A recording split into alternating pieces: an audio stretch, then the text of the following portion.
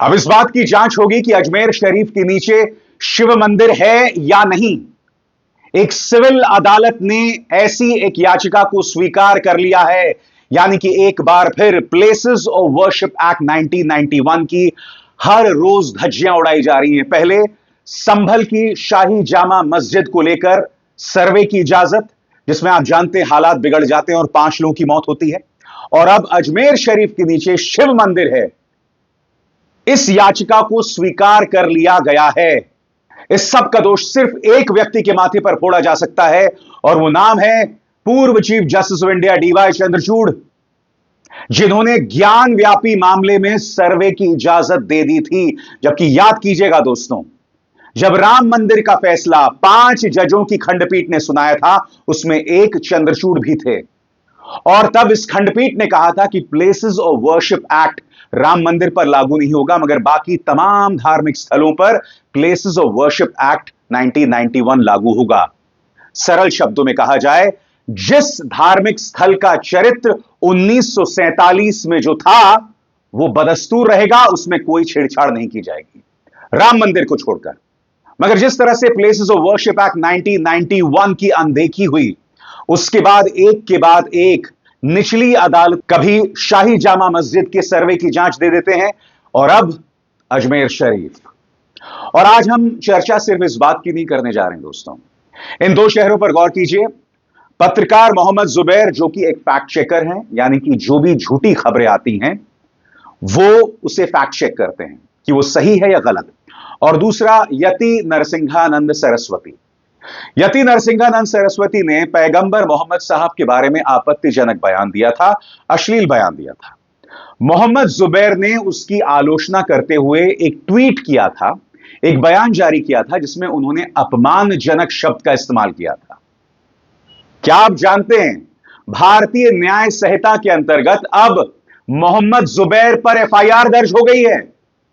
कल्पना से भी विचित्र, यति नरसिंहानंद सरस्वती, जो पैगंबर मोहम्मद साहब का जिन्होंने अपमान किया, उन पर कोई कार्रवाई नहीं। एफआईआर किस पे दर्ज होती है?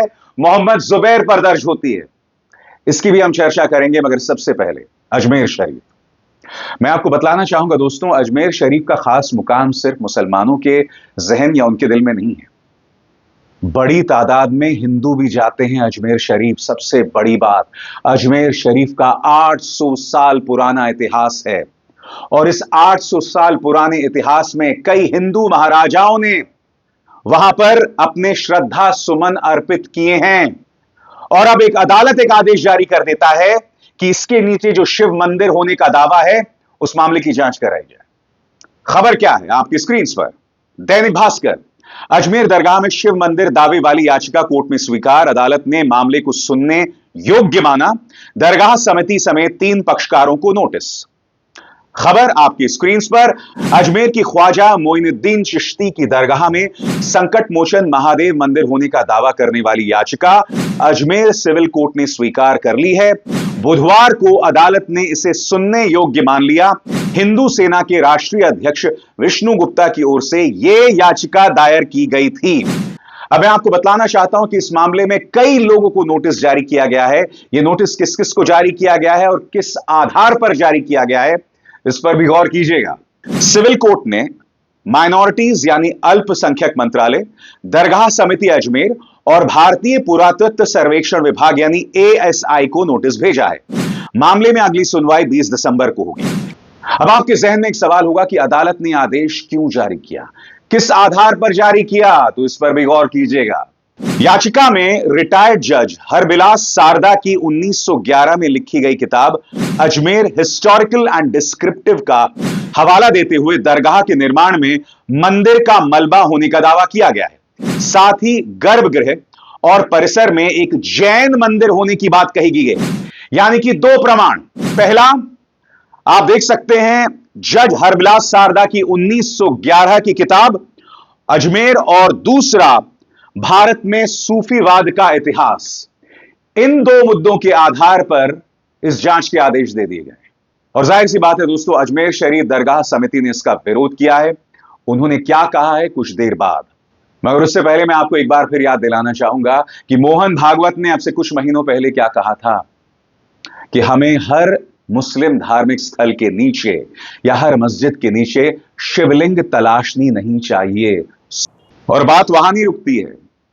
भारतीय जनता पार्टी के पैरोकार पत्रकार रजत शर्मा ने बाकायदा एक कार्यक्रम किया था जिसमें उन्होंने संभल के मामले में जिस जज आदित्य सिंह ने जो फैसला लिया था उसकी आलोचना की थी। विवाद खड़ा करना समाज के लिए अच्छा नहीं है। तो यह बात कोई और नहीं मोहन भागवत कह रहे हैं, और मोहन भागवत के बयान का हवाला कोई और नहीं रजत शर्मा दे रहे हैं। मगर मानो एक तूफान सा आ गया है दोस्तों। तमाम मस्जिदों के नीचे मंदिरों को तलाशने, शिवलिंग को तलाशने की कोशिश शुरू हो गई है, और इसमें भागीदार कोई और नहीं, हमारी अदालतें हैं। और इसमें मिसाल किसी और ने नहीं, chief justice of India DY Chandrachud ने कायम की है। मैं आपको बतलाना चाहता हूं, अजमेर शरीफ में शिव मंदिर की जो तलाश की याचिका को स्वीकार कर लिया है। अजमेर शरीफ ने इसकी कड़े शब्दों में आलोचना की है। उनका बयान आपकी स्क्रीन पर। सारे दावे झूठे और निराधार। अजमेर दरगाह प्रमुख उत्तराधिकारी और ख्वाजा साहब के वंशज नसरुद्दीन चिश्ती ने कहा है, कुछ लोग सस्ती मानसिकता के चलते ऐसी बातें कर रहे हैं। कब तक ऐसा चलता रहेगा? आए दिन हर मस्जिद दरगाह में मंदिर होने का दावा किया जा रहा है। ऐसा कानून आना चाहिए कि इस तरह की बातें ना की जाएं। ये सारे दावे झूठे और निराधार हैं। सुनिए क्या कहा जा रहा है अजमेर दरगाह समिति की तरफ से। देखिए, ख्वाजा मोइनुद्दीन चिश्ती रहमतुल्लाह अलैह की दरगाह जो है वो एक कम्युनल हार्मनी का, डाइवर्सिटी का और सांप्रदायिक सौहार्द और प्लूरलिज्म का प्रतीक है। यूनिटी एंड डाइवर्सिटी को प्रमोट करता है। लेकिन उसके साथ साथ अफगानिस्तान से लेकर इंडोनेशिया तक सब में बड़ा इस्लाम का मरकज़ भी है। इसकी करोड़ों अरबों अनुयायी हैं। तो ये कोई तमाशे वाली बात तो है नहीं कि ये रोज़ रोज़ का तमाशा होता रहेगा, हम कहते रहेंगे। अभी इन्होंने 3 पार्टीज़ को जो है नोटिस भेजा है। 20 दिसंबर को इनकी तारीख है। एक ASI archaeological survey of India, ये दरगाह आर्कियोलॉजिकल सर्वे ऑफ इंडिया में तो आती नहीं है, मिनिस्ट्री फॉर माइनॉरिटीज़ में आती है, और मिनिस्ट्री ऑफ माइनॉरिटीज़ में दरगाह कमेटी आती है। तो इन तीनों को नोटिस सर्व किया। हम जो हेरिटेज खादिम 800 साल की मीरास है, अल्हम्दुलिल्लाह तमाम रसूमात हम अदा करते हैं। हमने बड़े बड़े दौर देखे हैं यहाँ के, और अल्हम्दुलिल्लाह कुछ नहीं हुआ। 11 अक्टूबर 2007 को भी यहाँ बॉम्ब ब्लास्ट हुआ जिसमें 3 लोग मारे गए। उसमें मरने वाले एक हमारे खादिम ख्वाजा डॉक्टरेट की थी जिन्होंने इंप्लीमेंटेशन में वो भी थे। तो इससे दिल नहीं भरा। तो ये चीज़ पिछले 3 साल से ये बयानबाजी तो कर ही रहा है। हर जगह इन्हें जो है शिवलिंग और मंदिर नज़र आता है।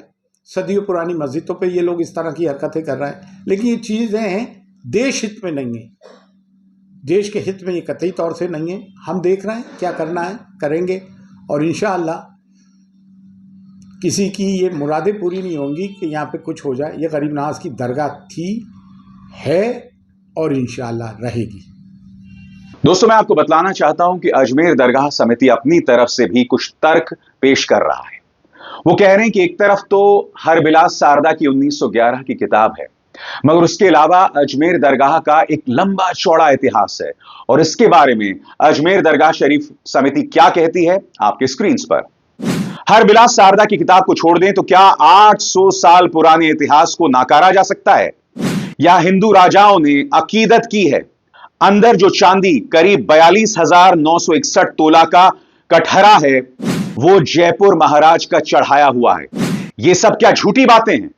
भारत सरकार ने पहली 1950 में जस्टिस गुलाम हसन की समिति क्लीन चिट दे चुकी है। इसके तहत दरगाह की एक एक इमारत की जांच की जा चुकी है। हमारे सामने इतिहास है अदालती फैसलों का, हमारे सामने दरगाह का अपना 800 साल पुराना इतिहास है, फिर भी इस तरह से छेड़छाड़ की जा रही है।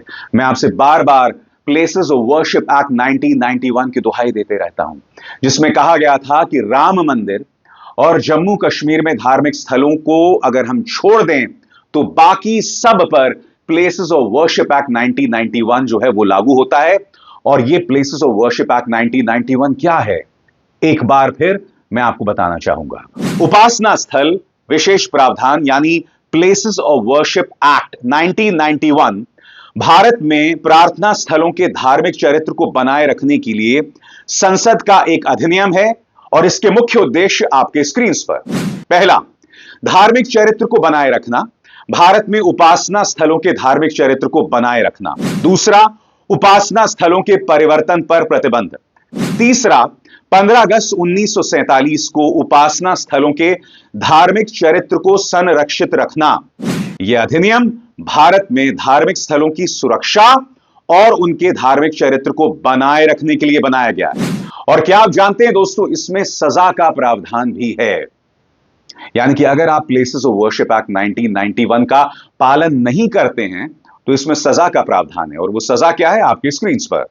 अधिनियम का उल्लंघन करने वाले व्यक्ति को 3 साल तक की कैद और जुर्माना हो सकता है। अधिनियम के तहत अपराध करने का प्रयास करने वाले व्यक्ति को उसी दंड से दंडित किया जा सकता है जैसा कि उन्होंने अपराध किया हो। हमारे सामने प्लेसेस ऑफ वर्शिप एक्ट 1991 की मिसाल है। हमारे सामने मोहन भागवत का बयान है। अब इस मामले में इस सरकार के जो खासम खास पत्रकार हैं वो भी शर्मिंदा हो रहे हैं, क्योंकि आपको समझना पड़ेगा, हमारे सामने संभल की मिसाल है जहां प्रशासन ने जिस तरह से उस मामले को हैंडल किया, आपके सामने क्या हुआ हम सब जानते हैं। ऐसे में क्या हम एक बार फिर अजमेर शरीफ में वो तनाव चाहते हैं? ऐसे में क्या जितने भी मुस्लिम धार्मिक स्थल हैं जिसको लेकर ये दावे किए जाते हैं, क्या हम वैसा ही तनाव वहां चाहते हैं? क्या यह देश तरक्की करना चाहता है, शांति और अमन की जिंदगी बिताना चाहता है, नौकरी रोजगार चाहता है, या इसी तरह से धार्मिक मुद्दों में खुद को उलझाए रखना चाहता है? और सबसे बड़ी बात, अदालतों और जो पुलिस का किरदार है वो बहुत ही शॉकिंग है कई मामलों में। मसलन मोहम्मद जुबैर और यति नरसिंहानंद सरस्वती वाला मामला। सरल शब्दों में कहा जाए तो मोहम्मद जुबैर यति नरसिंहानंद सरस्वती के एक बयान पर एक ट्वीट करते हैं और उनका बयान था पैगंबर मोहम्मद साहब के बारे में आपत्तिजनक बयान देना। मोहम्मद जुबैर ने सिर्फ उसकी आलोचना की थी और अब मोहम्मद जुबैर के खिलाफ एफआईआर दर्ज हो गई है। मामला क्या है, आपके स्क्रीन पर। मोहम्मद जुबैर के मामले में जांच कर रहे अधिकारी ने इलाहाबाद उच्च न्यायालय को सूचित किया है कि भारत की संप्रभुता, एकता और अखंडता को खतरे में डालने का अपराध भारतीय न्याय संहिता बीएनएस की धारा 152 के तहत ऑल्ट न्यूज पत्रकार के खिलाफ दर्ज एफआईआर में शामिल किया गया है। यह एफआईआर गाजियाबाद के डासना देवी मंदिर के पुजारी यति नरसिंहानंद सरस्वती के समर्थकों द्वारा दर्ज एक शिकायत के बाद की गई है, जिसमें जुबैर द्वारा एक्स पर पोस्ट किए गए एक ट्वीट के संबंध में शिकायत दर्ज की गई थी। मैं आपको बतलाना चाहता हूं दोस्तों, इस तारीख पर गौर कीजिए, 29 सितंबर। यति नरसिंहानंद सरस्वती जो हैं पैगंबर मोहम्मद साहब के बारे में आपत्तिजनक बयान देते हैं। इनके खिलाफ तेलंगाना और महाराष्ट्र में केसेस दर्ज होते हैं। इन्हें आज तक गिरफ्तार नहीं किया गया है, मगर मोहम्मद जुबैर उनके इस बयान को अपमानजनक और नफरत भरा बताते हैं। इसमें कोई उन्होंने आपत्तिजनक बात नहीं की, मगर एफआईआर दर्ज हो जाता है मोहम्मद जुबैर पर। और किन धाराओं के अंतर्गत, इस पर भी गौर कीजिए दोस्तों। गाजियाबाद पुलिस ने जुबैर पर भारतीय न्याय संहिता बीएनएस की धारा 196 यानी धार्मिक आधार पर दुश्मनी को बढ़ावा देना, 228 झूठे साक्ष्य बनाना, 299 धार्मिक भावनाओं को आहत करना, 356 मानहानि और 351 2 आपराधिक धमकी के तहत ये तमाम आरोप लगाए गए हैं। यानी कि कोई नफरती बयान दे और मैं उसकी आलोचना करूं तो आप मेरे ही खिलाफ केस दर्ज कर दें। क्योंकि आप जानते हैं दोस्तों, इस देश में नफरत को बढ़ावा देने के लिए मीडिया का किरदार बार बार सामने उभर कर आता है। मैं आपको उंगलियों पर गिना सकता हूं वो चंद पत्रकार जो नफरत के खिलाफ बयान देते हैं, जो नफरत के खिलाफ पत्रकारिता करते हैं, जिनकी पत्रकारिता का मकसद है कि इस देश में सांप्रदायिक एकता बना रहे। और मेरे तमाम कार्यक्रमों में मैंने हमेशा हिंदू मुस्लिम एकता की अपील की है, सांप्रदायिक भाईचारे की अपील की है। और मैं ऐसा क्यों करता हूं? क्योंकि मुझे अपने आने वाली पीढ़ियों की चिंता है, मुझे मौजूदा पीढ़ी की चिंता है, मुझे मौजूदा युवा की चिंता है, क्योंकि वो युवा बेरोजगार है और वो नौकरी के लिए तुमसे नौकरी की मांग ना करे, इसीलिए तुम लोग ऐसी ही धार्मिक भावनाओं में उसे उलझा कर रखना चाहते हो, उसे लगातार भड़काते रहते हो, उसे ब्रेन वॉश कर रहे हो कि हिंदू खतरे में है। हालांकि पिछले 11 सालों से प्रधानमंत्री नरेंद्र मोदी देश के प्रधानमंत्री हैं। मुख्यमंत्री आदित्यनाथ दूसरी बार उत्तर प्रदेश के मुख्यमंत्री बन गए हैं और 2027 तक उत्तर प्रदेश के मुख्यमंत्री बने रहेंगे। फिर भी युवाओं को और हिंदुओं को यह समझाया जा रहा है कि तुम खतरे में हो। यह सोच तो मध्य पूर्व में उन कट्टर मौलानाओं की है जो अपने अनुयायियों को भड़काए रखने के लिए, भेड़ बकरियों की तरह अपने पक्ष में रखने के लिए बार बार कहते हैं कि इस्लाम खतरे में है। अब वही सोच तुम हिंदू धर्म में लाना चाहते हो, यानी कि जिस कट्टरता से तुम नफरत करते थे अब तुम भी उसी राह पर चल पड़े। होश में आइए दोस्तों। मुझे गाली देना बहुत आसान है क्योंकि मैं वो बातें करता हूं जो कड़वी हैं, मैं वो बातें करता हूं जो तुम्हें असहज पैदा करती हैं, मगर मैं वो जो बातें करता हूं वो ऐसी बातें हैं जो तुम्हारे फायदे की बातें हैं। तुम्हें ऐसा इस वक्त लग रहा है, तुम्हें इस वक्त गुस्सा आ रहा है, मगर तुम्हें जो नुकसान होगा वो दूरगामी उसके परिणाम होने वाले हैं। तुम्हें दूर का नुकसान होने वाला है। और सबसे बड़ी बात, अभी त्वरित फायदा भी तुम्हें कुछ नहीं है, क्योंकि जब समाज के अंदर अराजकता, अशांति रहेगी, दंगे भड़केंगे, तो मैं तुमसे पूछना चाहता हूं इसमें फायदा किसका है? हमारे बुजुर्ग मां बाप का नहीं है। मैं आपको बतलाना चाहता हूं, अभी 2 ही दिन पहले मेरे मां बाप जो हैं वो वापस गए हैं मध्य प्रदेश, जहां वो रहते हैं। अब आप सोचिए, हालात बिगड़ते जाएंगे। तो जिस ट्रेन में वो जा रहे थे, और अगर वो ट्रेन किसी ऐसे शहर से गुजरती है जहां दंगे भड़क रहे हो, तब क्या होगा? और यहां सवाल मेरे मां बाप का नहीं है। आपके और हमारे मां बाप हमसे मिलने आते हैं। आपके और हमारे परिवार, हमारे बच्चे, हमारी जो परिवार की महिलाएं हैं वो मॉल में घूमने जाती हैं या मेले में जाती हैं। क्या आप चाहते हैं ऐसी जगहों पर अचानक दंगा भड़क जाए? इस समाज को उसी तरफ ढकेला जा रहा है। इसलिए मैं आपको बार बार चेतावनी देते रहता हूं। मेरा मकसद आपकी भावनाओं को आहत करना नहीं है, मेरा मकसद आपको भविष्य के लिए चेतावनी देना है। आप समझ जाइए दोस्तों। अगर आप नहीं समझेंगे तो आप सिर्फ अपना नुकसान करेंगे, क्योंकि उस पॉलिटिकल पार्टी का तो मकसद साफ है, वोट हासिल करना। और वो वोट तभी हासिल कर सकते हैं जब आपको भड़काएंगे, जब आपको डरा कर रखेंगे। यही वजह है कि अब अजमेर शरीफ के वजूद पर सवाल उठाए जा रहे हैं और उसके जरिए समाज में तनाव पैदा किया जा रहा है। अभिसार शर्मा को दीजिए इजाजत। नमस्कार। स्वतंत्र और आजाद पत्रकारिता का समर्थन कीजिए, सच में मेरा साथी बनिए। बहुत आसान है दोस्तों, इस ज्वाइन बटन को दबाइए और आपके सामने आएंगे ये 3 विकल्प, इनमें से एक चुनिए और सच के इस सफर में मेरा साथी बनिए।